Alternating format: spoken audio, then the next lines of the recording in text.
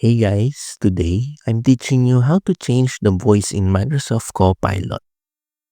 Perfect if you want to customize how your assistant AI sounds in 2025.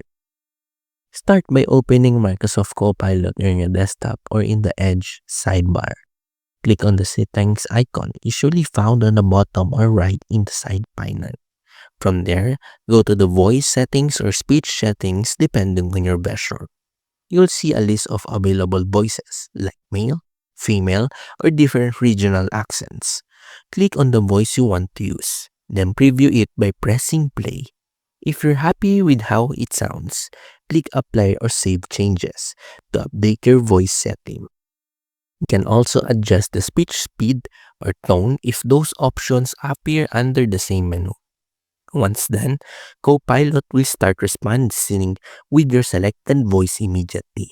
And that's how you change the voice in Microsoft Copilot. Quick, easy, and perfect for customizing your 2025 experience.